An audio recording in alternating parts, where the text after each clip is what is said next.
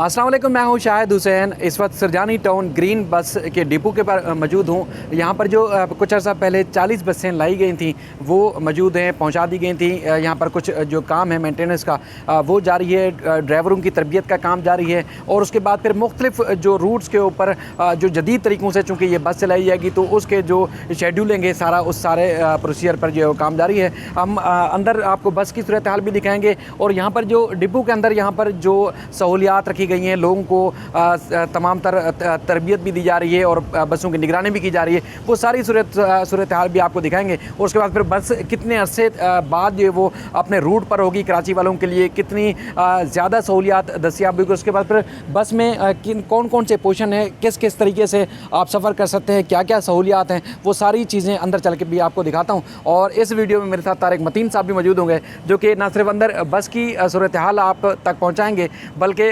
कराची वालों के लिए कितने अरसे से जो कराची वाले तरस रहते हैं इस सारे रूट के लिए वो भी आपको बताएंगे। बल्कि कराची वालों की जो रोएदाद है वो आप तक रखेंगे, कितने मसाइल से और कितनी मुश्किल से वो इस सारे मरहले से गुजरे, बल्कि 3 से 4 दिहाइयों से जो कराची वाले परेशान थे वो सारी सूरत हाल भी आपके सामने रखेंगे। तो दोस्तों, हम इस वक्त ग्रीन लाइन बस के अंदर मौजूद है। बस की सारी सूरत हाल आपको दिखाते हैं। और उससे पहले मैं तारिक मतीन साहब को, चूँकि हमने रहमत दी है, इनकी नवाजिश के हमेशा सपोर्ट करते हैं, साथ देते हैं। तारिक साहब, एक बहुत बड़ा ख्वाब पूरा होने जा रहा है जो एक अरसे बाद कराची वालों के लिए। अब कराची वालों को ट्रांसपोर्ट के लिए ऐसा मुझे लग रहा है कि लाहौर की, मुल्तान की, इस्लामाबाद की, पिंडी की मिसाल नहीं देनी पड़ेगी। अब कराची की भी एक ट्रांसपोर्ट की मिसाल दी जाएगी कि कराची में कितना बड़ा और शानदार एक प्रोजेक्ट जो है वो शुरू हो चुका है और यहाँ पे लाखों शहरी जो है वो फैज़याब हो रहे हैं। आपने एक अरसा कराची में गुजारा, बहुत अरसा आपने लाहौर और इस्लामाबाद में भी गुजारा।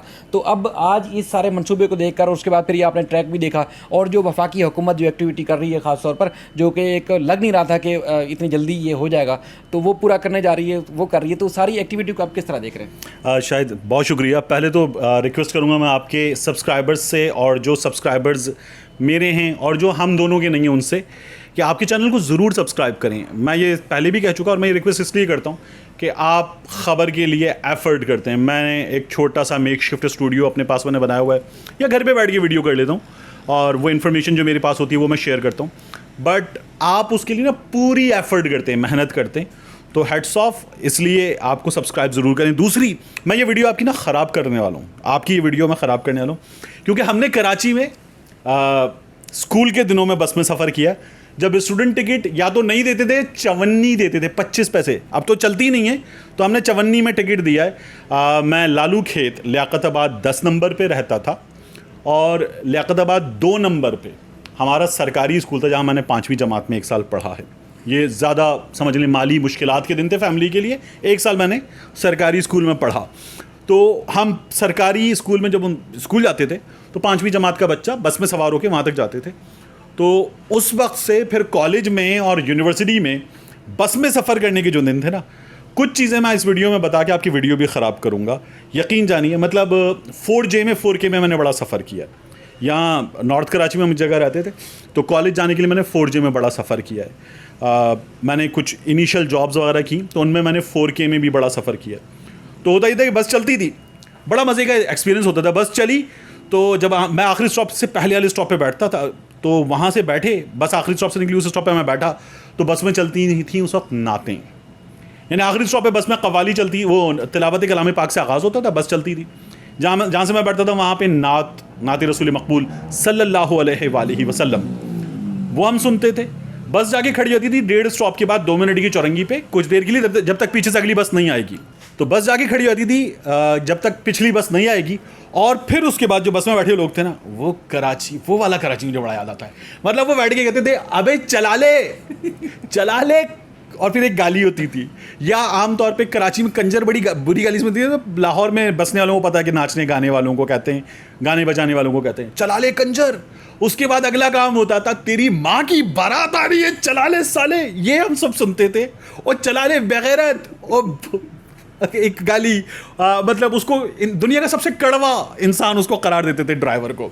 और बेशर्म, चला ले, और बहरे बहरे। और वो ड्राइवर जो था, वो ड्राइवर के दरवाजे साथ ना, सीट के साथ दरवाज़ा होता था छोटा, उस दरवाजे में से उसने बाहर मुंह निकाला है, पान खा रहा है, पिचकारी मार रहा है, सिगरेट सुलगाया उसने, वो बैठा हुआ है, उसकी तरफ से वो होता था भौंकते रहो तुम लोग, बाहर में ये भी जाओ। होता था, गेट खोलता था बाहर चले जाता था। और ये जो पब्लिक थी इसके लिए तफरी होती थी। अच्छा, इस वक्त कव्वाली चल रही होती थी बस में, कव्वाली के बाद मरातिब अली के गाने, जख्मी दिल उन दिनों में कैसेट होती थी, उस कैसेट के नगमे गाने, और छिछोरपन बस में शदीद दर्जे का, घटिया तरीन सर्विस कराची के रहने वालों के लिए। उस बस में, मिनी बस में, कोचेस चलती थी उनमें और वैगन में।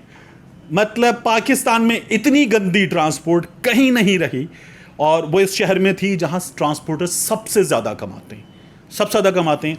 ये सिंध हुकूमत बेशर्म तरीन हुकूमत, मरकज़ की हुकूमत बेशर्म तरीन हुकूमत, वजारत ट्रांसपोर्ट, जिस तरह वजारत समझ लें कि लोकल बल्दियात का डिपार्टमेंट हो या फिर उसके अलावा दीगर डिपार्टमेंट्स, ये सिंध में तो ख़ासतौर पर बेशर्म तरीन है। सिंध की वजारत ट्रांसपोर्ट भी हमेशा बेशर्म तरीन लोगों के हाथ में रही हो, be it MQM Peoples Party और एनीवन एल्स, सब बेशर्म तरीन रहे हैं, इन्होंने कुछ नहीं किया।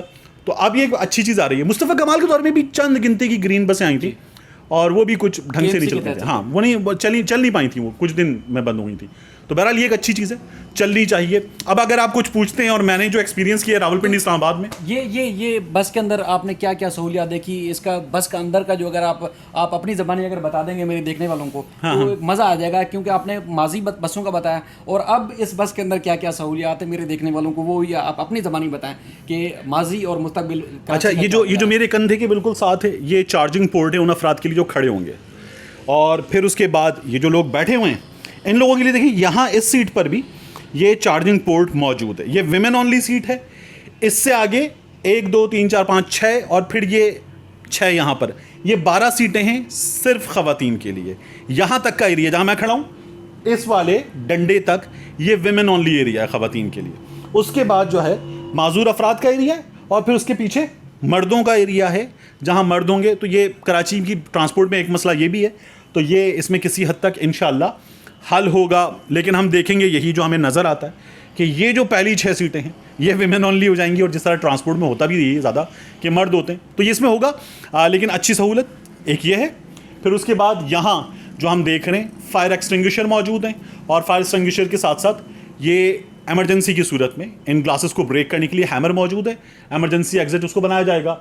और ये जो है, ये जो लोग देख रहे हैं, ये वाला, ये कुछ दिनों में जाकर यहाँ पर पैगामात होंगे, जिससे इस बस की आमदनी में कुछ इंशाल्लाह इजाफा होगा। ऑटोमेटेड बसेस हैं, एयर कंडीशन बसेस हैं, कराची में नहीं है। तो यहाँ पर ये नीचे दरवाजे मौजूद हैं, इनमें जो ढकना है, कुंडी इस पर लगी हुई है, इसको खोलेंगे, ये रैंप करेगा, और बाहर व्हील चेयर तक के लिए जाके मिल जाएगा। तो व्हील चेयर आसानी से आएगी। व्हील चेयर यहाँ माजूर अफराद के लिए जगह है, और यहीं पर वो व्हील चेयर पर अगर बैठना चाहेंगे तो उनके लिए डेडिकेटेड सीट्स भी हैं, ये अलग सीट्स हैं। और डेडिकेटेड सीट्स के अलावा उनकी व्हील चेयर यहाँ पर इन बेल्ट्स के साथ लॉक भी की जा सकेगी, तो व्हील चेयर भी लॉक हो जाएगी। इसकी मॉनिटरिंग, बसों की मॉनिटरिंग के लिए क्या तरीका कार रखा गया है, और उसके बाद फिर क्या हर आदमी स्टेशन पर आ सकता है, सफ़र कर सकता है, या वो आएगा जिसके पास टिकट होगा? अच्छा, ये जो है इनके जो स्टॉप्स हैं उन पर, चूंकि ये पूरा सड़क को डिवाइड कर देती है, तो जो ब्रिज है वो पेडेस्ट्रियन ब्रिज का भी काम करेगा, और उसी पेडेस्ट्रियन ब्रिज से जब आगे बढ़ेंगे तो टर्मिनल पे वो शख्स आएगा, वो टर्मिनल पे वो आएगा जिसके पास टिकट होगा।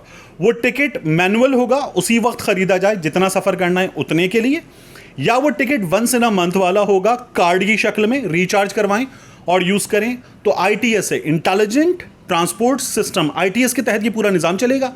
तो ITS के साथ ये इक्विप्ड है। उस ITS में ये टिकटिंग सिस्टम भी है, उस ITS में बसों की सैटेलाइट कनेक्टिविटी भी है, उस ITS में ये जो पूरा सिस्टम है, यहाँ पर जो अफराद हैं उनकी जो ह्यूमन मैनेजमेंट सिस्टम होता है, रिसोर्स सिस्टम, वो भी होगा। उनका MIS मैनेजमेंट इंफॉर्मेशन सिस्टम, वो तमाम लिंक्ड है ITS से, तो उनकी अटेंडेंस वगैरह बाकी तमाम चीज़ें, ये सब कुछ इससे होंगी। और ये जो मेरे कान से बार बार टकरा रहा है, ये खड़े हुए अफराद जो हैं इसके सहारे पर खड़े होंगे, वरना होता ना, वो भाई सीधे खड़े हो, तो ओ भाई सीधे खड़े हो से रोकने के लिए ये मौजूद है।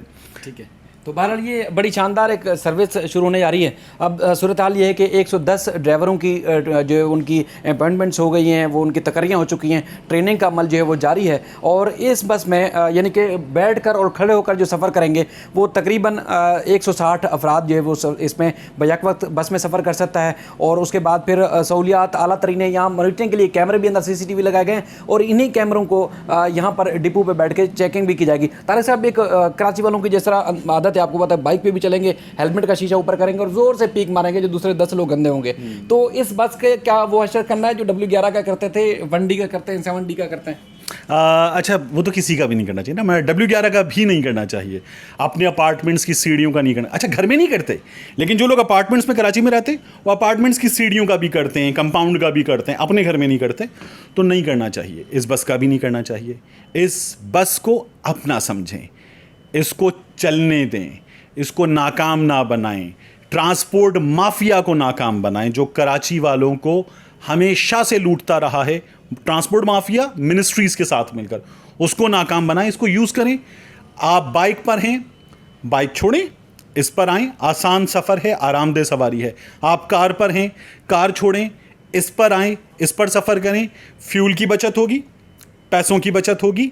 ये डेडिकेटेड रूट पर चल रही है, जंगले के अंदर चल रही है ना जंगला बस सर्विस, तो डेडिकेटेड रूट पर होगी, तो इस पर आपका वक्त भी बचेगा। तो कराची की सड़कों पर ट्रैफिक का बर्डन कम होगा, प्रेशर कम होगा, कराची की सड़कों पर आलूदगी कम होगी और लोगों को ये सहूलत मैसर, इस सहूलत से फ़ायदा उठाएं, इसको अपनाएं, इसको कामयाब बनाएं और ख़ुद कामयाब हों। वक्त की बचत करें, पैसे की बचत करें और महज़्ज़ब शहरी होने का सबूत दें। आपकी पान की पीक, गुटका, जर्दा, मावा, वो इस बस में नहीं आना। अच्छा, ये मेक श्योर किया जाएगा, इसके लिए गार्ड्स हैं, वो चेक करेंगे और बताएंगे आपको कि ना करें, लेकिन लोगों को भी नहीं करना चाहिए और उससे आपकी सेहत पे भी अच्छे असरात पड़ेंगे, इस बस पे भी अच्छे असरात पड़ेंगे, सेहत पे भी अच्छे असरात पड़ेंगे। तो ये बहुत ज़रूरी है कराची वालों के लिए। तारिक साहब, आपका बहुत शुक्रिया। वैसे किसी और का गुस्सा भी इस बस पे कभी भी नहीं निकालना कि हड़ताल किसी और की हो, मसला किसी और से हो, और आपने जो एक सालों बाद एक सर्विस, अच्छी सर्विस अगर मिल रही है कराची वालों को, तो फिर कहीं पत्थर उठा के, ईंट उठा के, कोई ब्लॉक उठा के इस बस को नहीं मारना, इसको अपनी ही चीज़ समझना है। अगर ये समझेंगे तो ये मनसूबा कामयाब से मज़ीद कामयाब हो सकता है, क्योंकि वफाकी हुकूमत ने अब की बार जो जद्दोजहद की है, शायद पिछले 20 साल से मैं कराची में हूँ, मैंने कभी इस तरह की जद्दोजहद नहीं देखी। तो इसलिए इस मंसूबे को सिर्फ हुकूमत कामयाब नहीं बना सकती, बल्कि इन शहरियों ने मिल के, अवाम ने मिल के ही कामयाब बनाना है, ताकि जिस तरह तारिक साहब कह रहे थे कि ये जो माफियाज़ हैं, माफियाज़ के चुंगल से आप बाहर आएंगे, आपको अच्छी सफरी सहूलियात इससे ही मिल सकती है। अगर ये मंसूबा कामयाब होता तो फिर आगे KCR का मंसूबा है, मज़ीद ऐसे बेशुमार मंसूबे हैं जो कि इमरान खान की तवज्जो के बाद कराची के अंदर शुरू हो चुके हैं। जब वो क्योंकि पाइपलाइन में आगे बढ़ेंगे, मज़ीद आपको 2-3 साल के बाद कराची की बेहतरी नज़र आएगी। तो बहरहाल मज़ीद जो भी अपडेट होगी आपको बताते रहेंगे। यहाँ पर जिस तरह तारिक साहब कह रहे थे कि चेकिंग का बड़ा मसला है कि आपको गुटखा और पान के साथ आपको ड्राइवर भी इस डिपो के अंदर भी दाखिल नहीं हो सकता। हमने खुद देखा, यहाँ खड़े होकर तलाशी हो रही थी, तो आप स्टेशन के अंदर से भी मावा, गुटखा, पान, मीमपुड़ी, छालिया वालिया लेके अंदर नहीं दाखिल हो सकेंगे। वहाँ पर भी आपको चेक किया जाएगा। और जिस तरह तारिक साहब ने बताया कि टिकटिंग का जो अमल है वो इंतहाई मुनासिब और बड़ा शानदार होगा, कि ऐसा नहीं कि आप सरजानी से चढ़ें और नुमाइश चुरंगी पर जाके उतरेंगे तो आपको 25 रुपये देने होंगे, नहीं, बल्कि किलोमीटर के हिसाब से या स्टेशन टू स्टेशन के हिसाब से आपसे जो है वो टिकट ली जाएगी। बहरहाल ये कि मैकेनिज़्म बन रहा है पूरा एक, इसलिए थोड़ी सी ताख़ीर भी हो रही है। वज़ीर आज़म ने 10 दिन का टाइम दिया था, लेकिन क्योंकि मैकेनिज़्म नहीं बनाया गया था, और फिर ऐसा भी नहीं होना चाहिए कि 4 दिन के बाद बस रूट पर आए। और कभी जिस तरह आप पिशावर की या मुख्तलिफ़ जगहों की आप ख़बरें सुनते हैं कि वहाँ पर जो है, जिस तरह आप पिशावर में BRT में आप अक्सर खबरें सुनते थे कि बस को आग लग गई या शीशा टूट गया, तो ऐसा नहीं होना चाहिए। इसलिए सारे निज़ाम को, मैकेनिज़्म को बेहतर बनाया जा रहा है, ताकि जब ये रूट पर आएगी बस, ग्रीन लाइन बस कराची की सड़कों पर आएगी, तो उसके बाद फिर इंशाल्लाह कभी बंद नहीं होगी। इसलिए कुछ ताख़ीर ज़रूर हो रही है, लेकिन आएगी ज़रूर और बहुत जल्द आएगी। 40 बसें यहाँ सरजानी टाउन में डिपो पर मौजूद हैं और मज़ीद जो है वो पोर्ट पर पहुँच चुकी हैं। तो जब ये शुरू होगी, मज़ीद भी जो पेशरफ्त होती रहेगी आपको अपडेट करते रहेंगे।